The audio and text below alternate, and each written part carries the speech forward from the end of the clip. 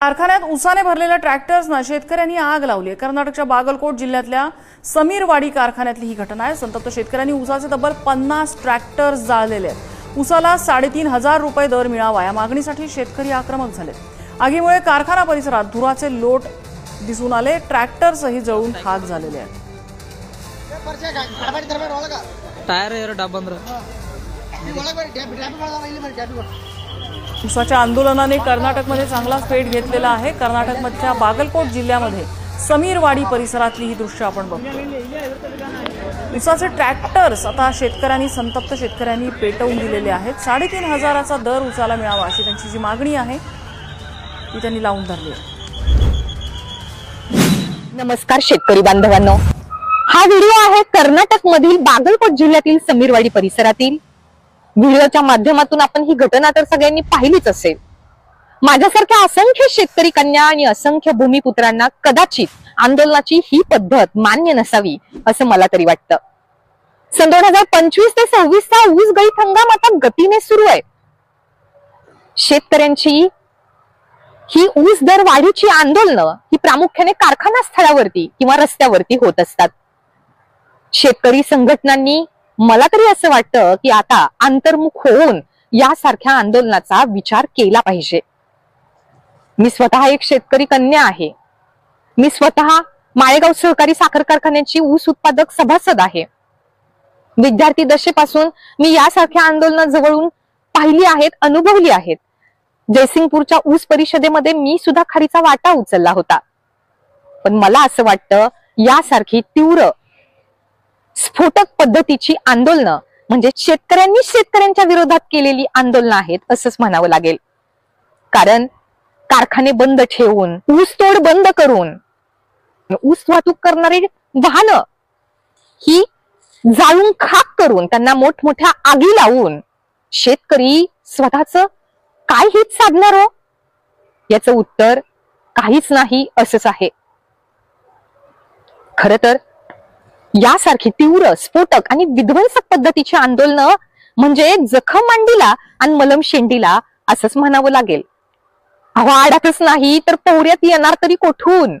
जर साखरेला गेली 5 ते 6 वर्ष हमी भावच वाढवून दिला गेला नसेल आणि जर कारखान्यामध्ये उत्पादित होणाऱ्या उपपदार्थांचे भावच वाढवून दिले जात नसतील तर ऊस दर वाढ तरी होणार कोठून?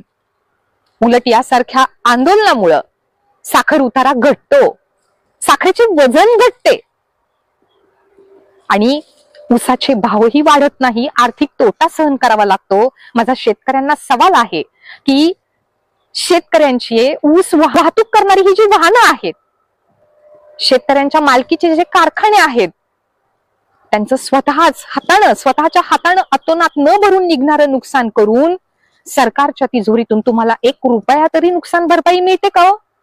याचं उत्तर नाही असंच आहे। माझ्या शेतकरी मायबापाला सांगणं आहे की आता ही आंदोलनाची पद्धत कालबाह्य झालेली आहे।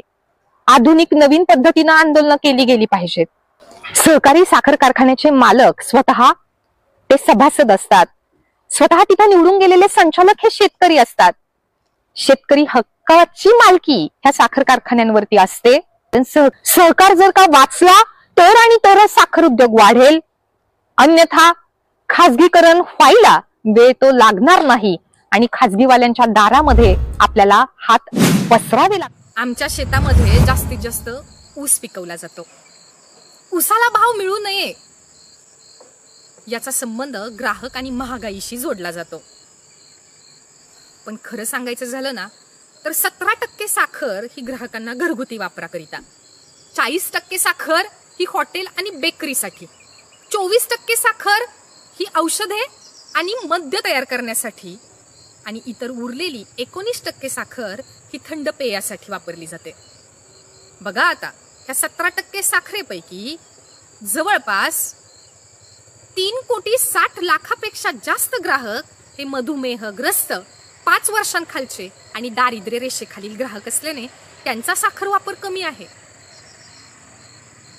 पण साखर जास्त कुठे वापरली जाते? 19% थंड पेयासाठी आणि 24% औषधे आणि मद्यार्क निर्माते बनवणाऱ्या कंपन्यांसाठी।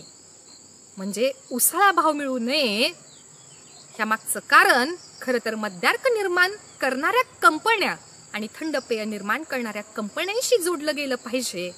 या बहुराष्ट्रीय कंपन्यांचं हितसंबंध जपण्याचा आणि जोपासण्याचा प्रयत्न केला जातोय. ही एक फार दुर्दैवाची गोष्ट आहे. मातीतून मोती काढणारा आणि मातीवरती माथा टेकवणारा तो माझा मातीतला राजा आहे.